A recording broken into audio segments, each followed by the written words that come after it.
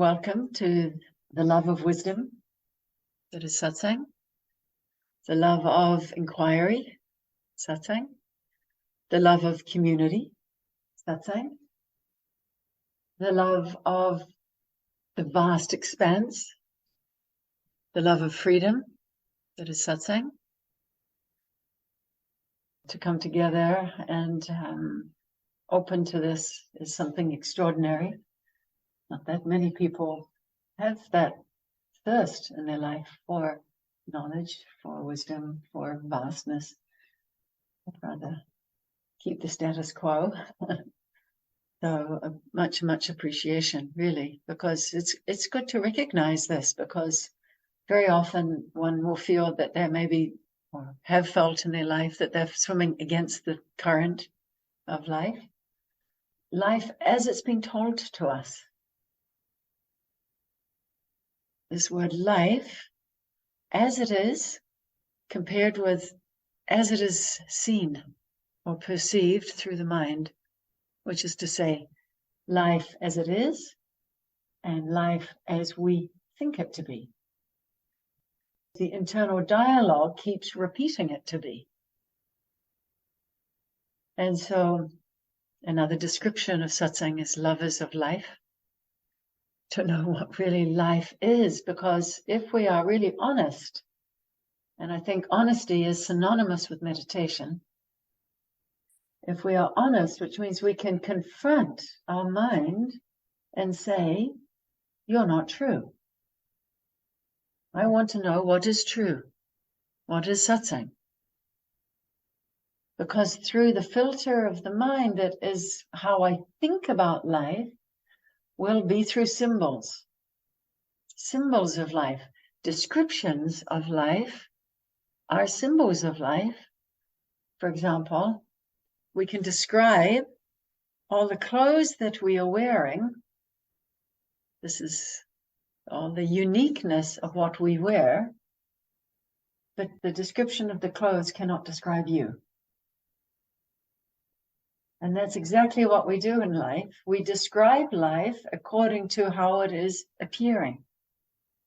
And most commonly, through the conversation we have with ourselves all the time, is also describing life.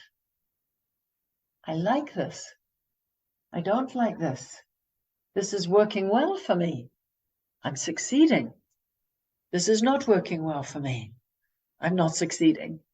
These are like looking at life through the mind of symbols, ideas.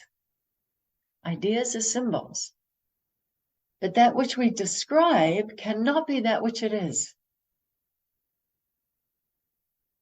And I was looking, as always, through the lens of my own mind that's helplessly describing everything we experience, everything we see, everything we taste, everything we touch. Every movement will provoke the thinking mechanism. And we cannot stop this. It's designed like that. We're a part of it all, and the mind, how it functions, is a part of it all. But something happens in meditation where that automatic response stops getting stimulated all the time. It's not always been provoked. Movement is not happening. So only now movement in the mind still continues for some time, because it's like a wheel.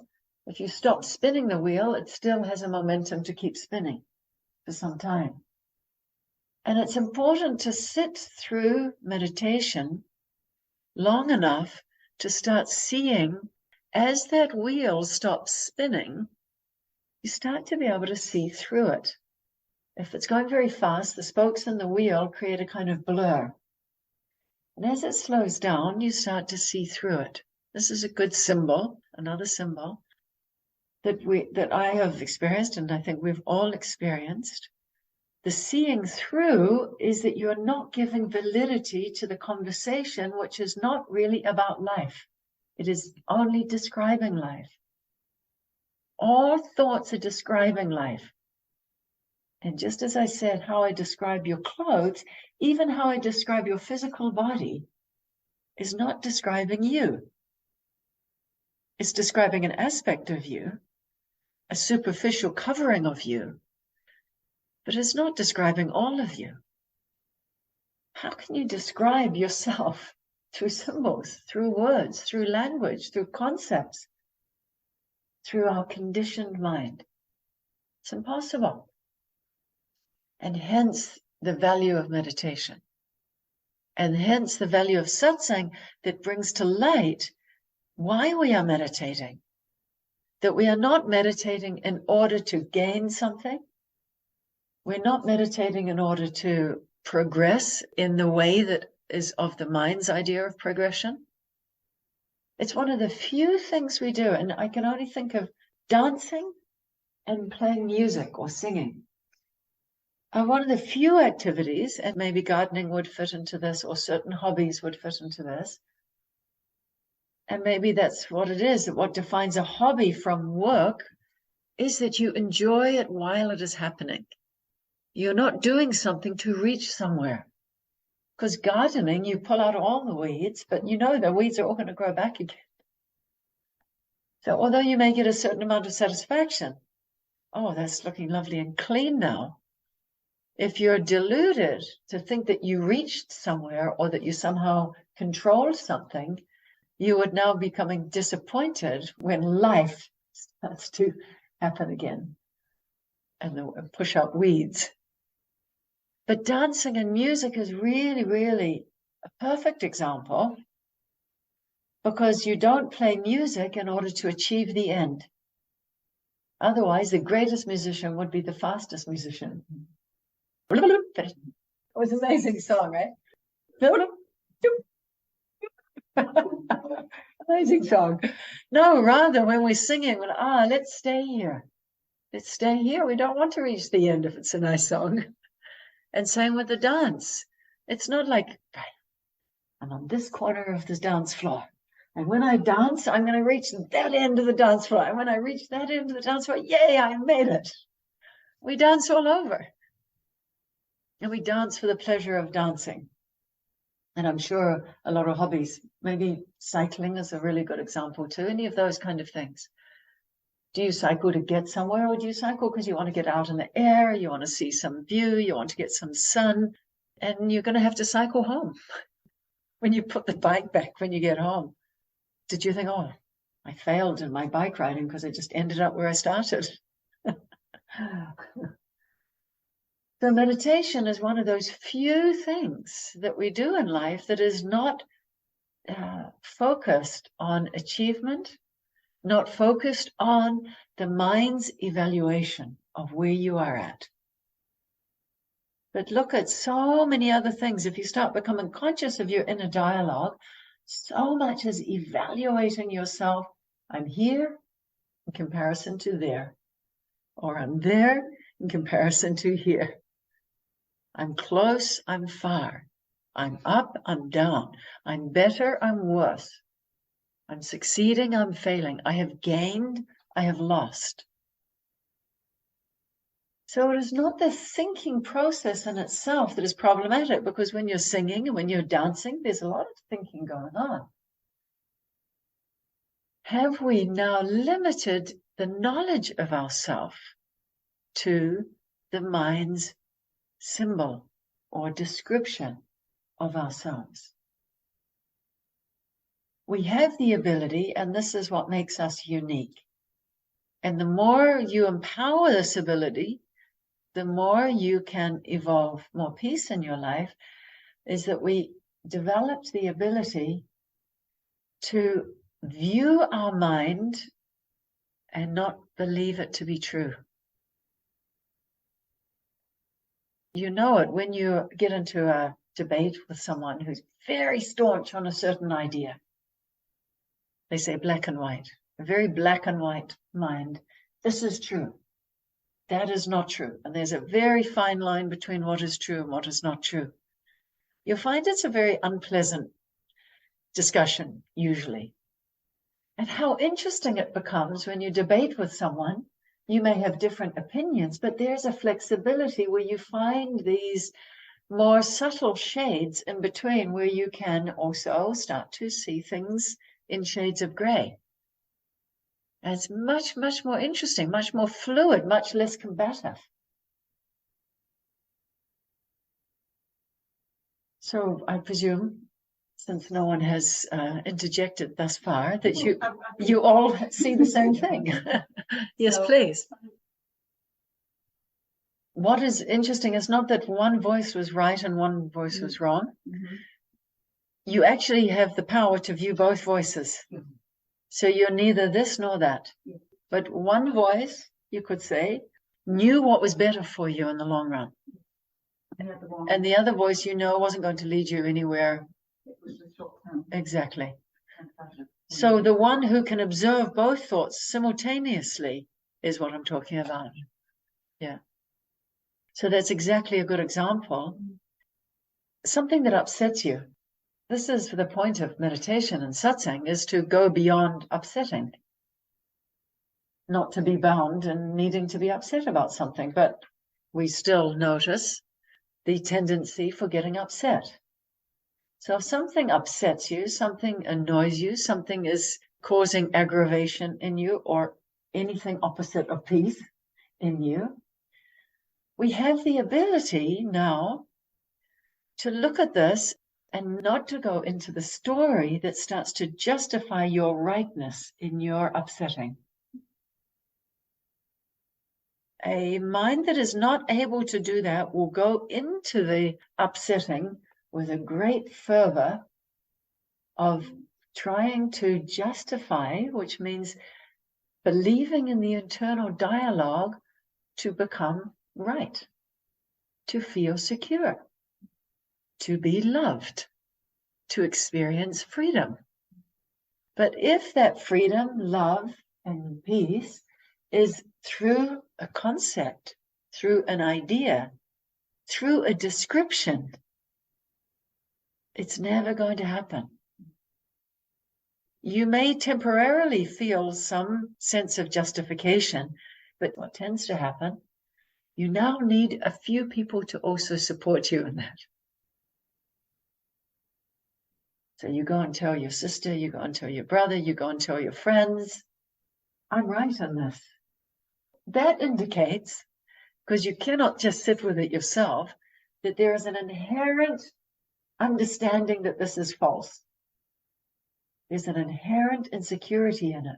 Otherwise, why do you need a team of you to agree, to justify? And this is exactly how societies are built. They're not living life, they're living this team mentality, this group mentality based on concepts, storytelling. But having the ability, and all of those who come to satsang have been able to stand outside of their dialogue, left or right, black or white, right or wrongs, being able to stand outside it and say that whole field is not who I am. The whole field. The last couple of weeks we talked about the 7 levels of consciousness. It was a bit weighty in information. But now, having that basis, having all that information, seeing all the aspects of how we think, how we feel, how we function, how we inquire, and what the mind does in all of this, we have a much better understanding of how now to view ourselves. The more you can view yourself without the clutter or the color or the conflict, the inherent conflict and insecurity of differences, the more one will be at peace, the more one will be one with life. Life isn't always going to please your conditions, your ideas, your concepts. Let life be what it is. Essentially, what is life is a complete cycle of appearances and disappearances. Seasons is a perfect example telling us with all the seasons constantly through the symbol of leaves falling, of green shoots coming, of bare branches, of full blossoming flowers. It's all life saying, hey, I'm always here, even though I change in my appearance. That you can cut down a tree, but you cannot cut down life. And it's telling us this. And what does the mind do? The mind says that which appears came out of nowhere. It just appeared somehow miraculously. It was nothing, and then it became a thing. And then we're in relation with that thing for some time, either liking or not liking. That's the essential differentiating point that we can see as human beings to examine.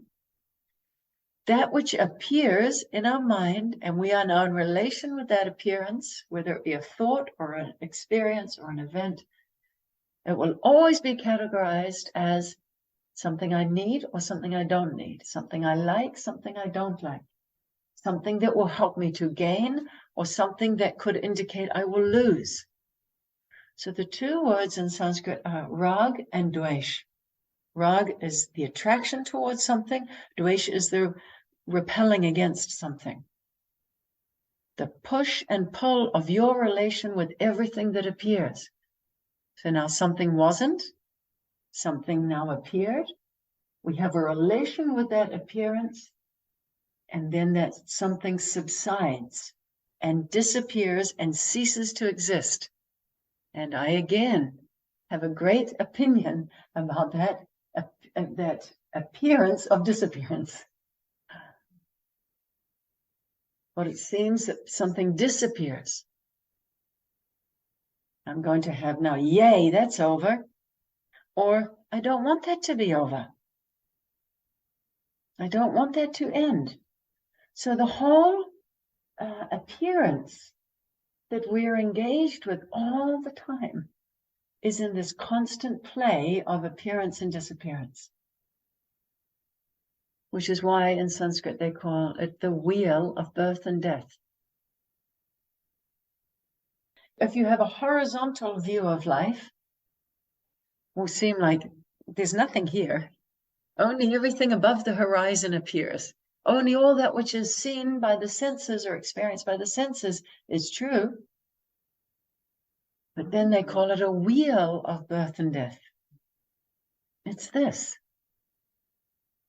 Like the seasons, it's a cycle. Everything is in cycles. How we live is in cycles. Hunger and fullness. Waking and sleeping. Youth, old age. Liking, not liking. Everything that is of manifestation has to come in this, but then there's this too. What is this unseen? Can something appear out of nothing? How can that be? It's insanity. Something wasn't and then it was.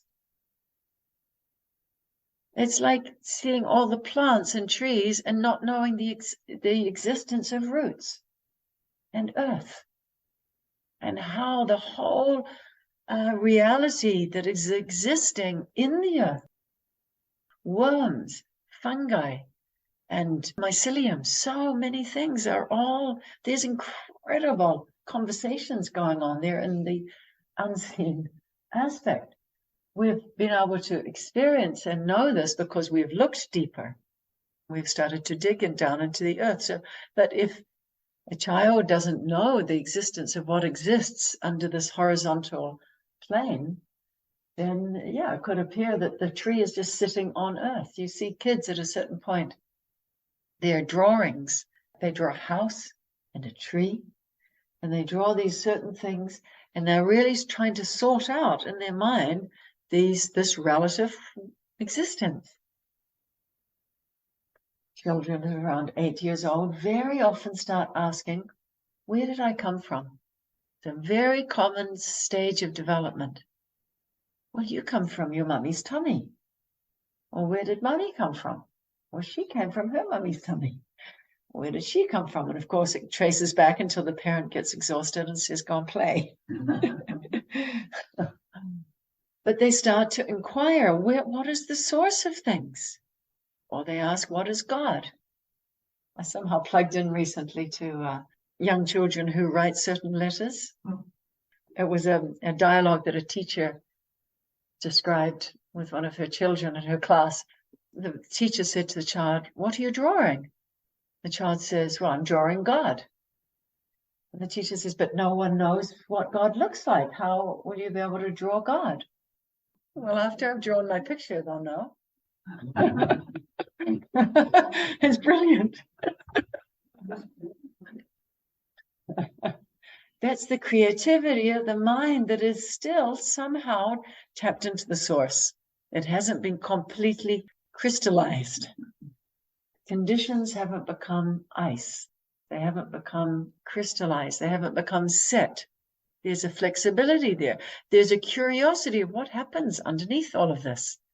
What is behind all of this? Or from what does everything arise?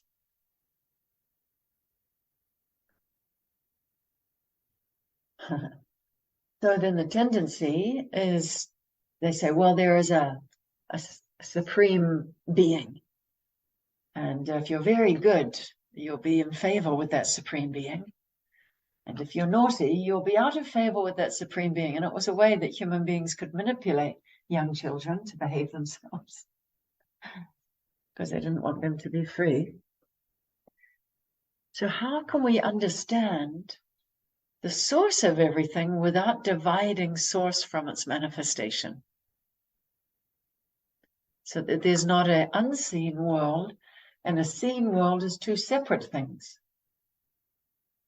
And this is where Vedanta, the knowledge from this tradition, Vedanta means knowledge, starts to at least try using images and symbols, because that's how we relate to each other, tries to convey what is non-dual, what is not divided between the seen and unseen worlds, what is not the separation from God being some big supreme being in the sky looking down to make sure you naughty children behave, and here we are on earth, and all these kind of concoctions of there being something more than what we just see, some immense power that knits it all together. So they use in Vedanta images like the wave in the ocean, that's classic, or the ring in the gold, or the whirlpool in water. And in this chapter, they use a beautiful example, threads and cloth. So we start to think about ourselves not as a separate someone meditating in order to get to a separate somewhere, but we start to meditate so that we see through the helplessness of the conditioned way of seeing. The mind that sees appearances and disappearances, we, through meditation, start to see through it. Or at least withdraw our belief in that dualistic view. And you're left to just sit with that. Because it cannot be described what is Advait, what is non-dual, what is God. And we'll meditate for some time, and then I'll open to you to let me know what you think. So Ashtavakra was symbolic of the wise one, the one whose vision had opened beyond the mind to perceive oneness of everything. So Ashtavakra is the vision of oneness. Symbolic as a person, but a person who could convey his vision. And Janak was a symbol of the dualistic mind that only sees appearances and disappearances and could not understand what is undivided. And so He's asking the one with the vision of oneness how to see as he sees, because Ashtavakra seems to be at peace and he has a very loving aura around him, or way of being. An aura is just a way of being. And Janak recognized this. And he said, I want that. Because I'm leading this kingdom and I'm full of worries and fears and agitations, and there's wars and battles and killing and all kinds of troubles. And I see you being at peace. I want what you have. And so begin the teachings, and Ashtavakra, shares his vision of oneness. And this is King Janak sharing his understanding of what is now opened in his mind, having heard the wisdom teachings and meditated on it. As the words of Ashtavakra settled in King Janak's mind, and he meditated on them, his true self was revealed as a direct revelation. So he used his mind, he meditated on it, and then arose the direct revelation.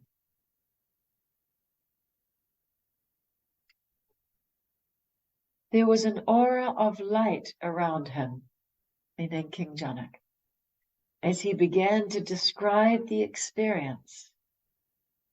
And he says, I can now understand that I am without birth, since I have always been.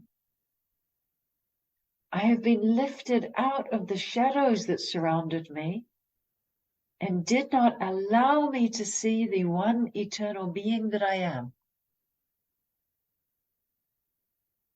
That's so beautiful. I've been lifted out of the shadows that surrounded me, that did not allow me to see the one eternal being that I am.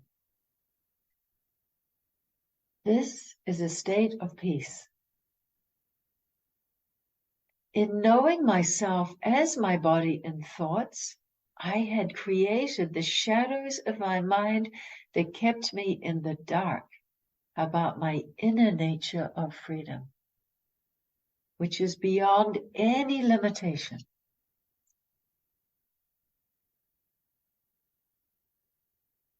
The mind cannot easily go beyond limitation, but through meditation we can. We go beyond the limitation of our thinking through the power of this observer that is not of thinking, power of awareness that is not of thinking. It doesn't mean thoughts should not arise, but you are not making them real. Who's not making them real? The one who is without any limitation. I was indiscriminate due to my lack of knowledge, and my soul was suffering because of my limited vision. How amazing that he could recognize the cause of all his troubles, his inability to rule fairly, justly, harmoniously, was his own shortcoming, being indiscriminate and not realizing his own limitations. We pierce through the limitations, the concepts of our mind, to go beyond limitations. Now I am experiencing the bliss of the knowledge of self. So bliss and knowledge become synonymous here. It's not saying the bliss of my experience, bliss of the knowledge of myself. He continues, as self, I am the creator of everything that is, has been, and will be. This body and the personality are temporary forms of the eternal self that I am. I can now understand how great sages like you have found peace. You all reach the level of consciousness where you see what is beyond the world that comes and goes. I also understand that self and the world are not separate. There's all the revelation from his meditation practice.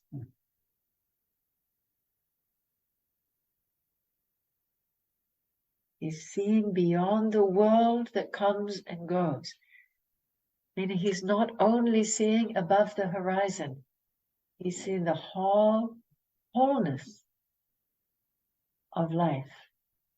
The wheel that is constantly turning in the seasons, in time, in experience, in thoughts, in actions. He's seeing it as one intrinsic whole.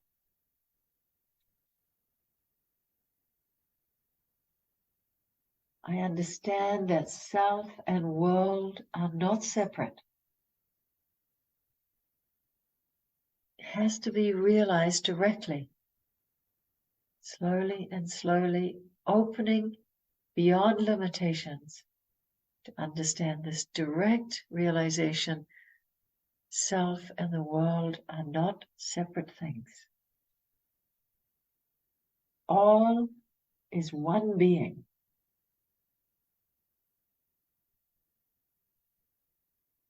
Self is consciousness, not mind's limited consciousness, but eternal consciousness.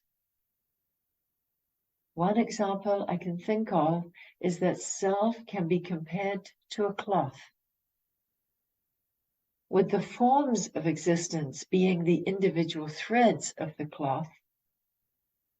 The two, cloth and threads, are not separate. But the cloth represents the whole, and the threads only seem to be separate from the whole.